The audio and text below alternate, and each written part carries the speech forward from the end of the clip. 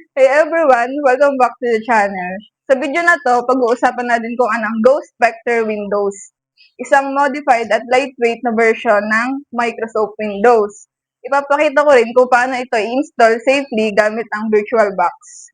Bago tayo mag-install, ipapaliwanag ko muna kung ano ang Ghost Vector at bakit natin ito gagamitin.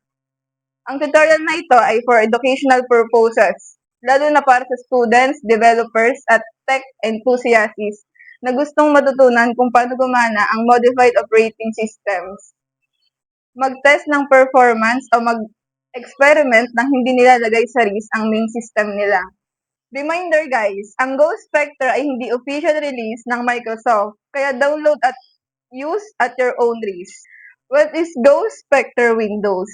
Ang Ghost Vector ay isang custom-modified version ng Windows, kadalasan base sa Windows 10 or Windows 11. Ginawa ito para tanggalin ang mga unnecessary background services. I-disable ang mga pre-installed bloatware at i-improve ang performance lalo na sa low-end o oldware hardware. Binabawasan din ang RAM at CPU usage. Dahil dito, madalas ginagamit ang Ghost Vector para sa performance testing, gaming sa low specs, pag-aaral ng system optimization. Pero dahil modified ito, may mga disadvantage din tulad ng walang official Microsoft updates, limited security support, at kailangan din ng manual configuration sa ibang settings. Kaya sa VirtualBox natin ito i-install at hindi direkta sa tunay na PC. Step 1. Installing VirtualBox. Simulan natin sa pag-i-install ng Oracle VirtualBox. Ang VirtualBox ay isang virtualization software na nagbibigay daan para makapag-run ng isang operating system sa loob ng virtual machine. Parang may hiwalay kang computer sa loob ng PC mo. Buksan ang browser at pumunta sa virtualbox.org. I-click ang downloads, tapos piliin ang Windows host. Pagkatapos ma-download, buksan ang installer, i-click ang next, then next, at pindutin ang install. I-allow lahat ng permission prompts at kapag tapos na, buksan ang VirtualBox. Next step is creating virtual machine. First is open the VirtualBox. Then click New. Then set the name to GhostVec.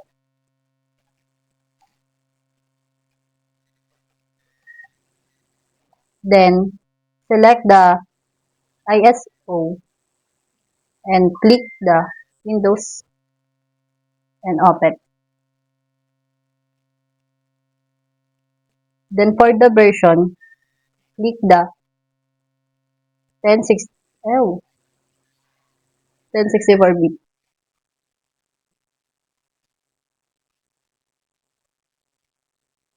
Then set the base memory to 7K.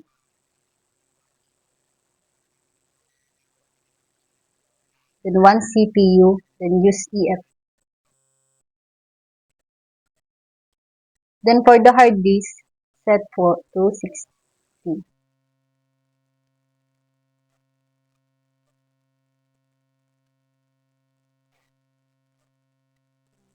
Then click the finish. So next step, we will go to the initial setup and configuration.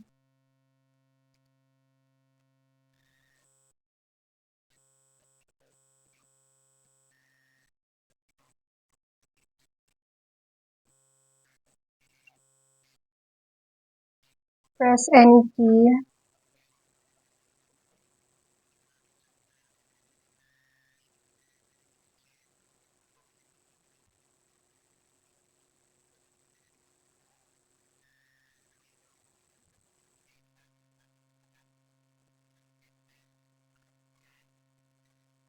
So press the window.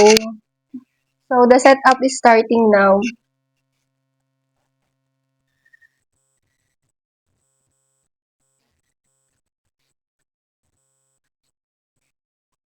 So language to install and time concurrency format, and we will go to the next step.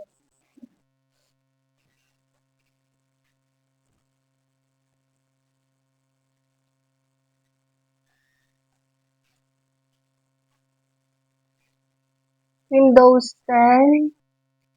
So next.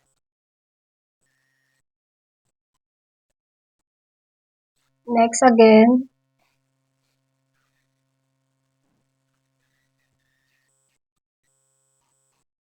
I accept the license term first for the Windows setup, then click next.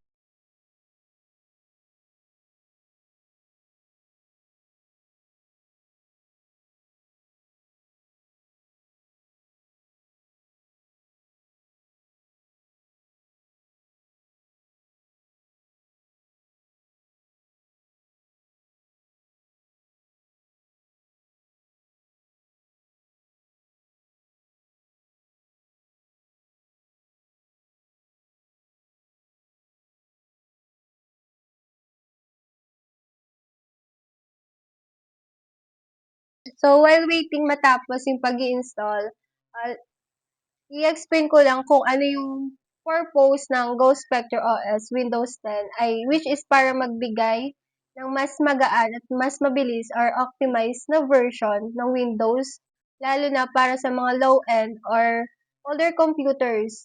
Tapos dinisenyo ito para bawasan ang RAM usage, CPU load, and storage consumption sa pamamagitan ng pagtanggal ng mga unnecessary background services, apps, and features. So, mas madali siyang gamitin ang Ghost Spectre OS para sa students, testing, basic tasks, at performance improvement, lalo na kapag regular Windows 10 ay mabagal na sa isang device.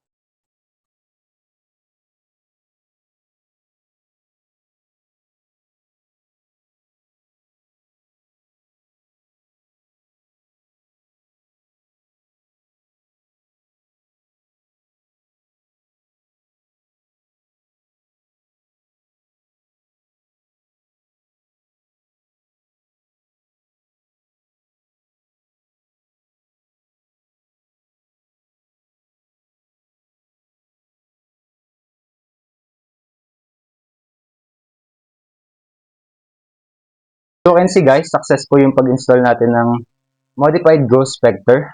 And as we can see, functional din yung Windows Explorer. And that's it. Thank you for watching. We have successfully installed Ghost Spectre Windows 11 using VirtualBox safely and without affecting your main operating systems.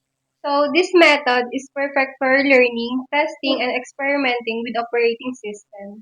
If this video helped you, don't forget to like, subscribe, and share. Thanks for watching and we'll see you in the next video. Bye!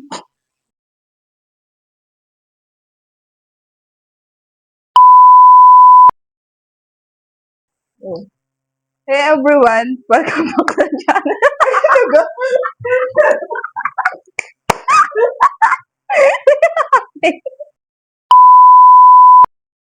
Hey everyone, welcome back to the channel.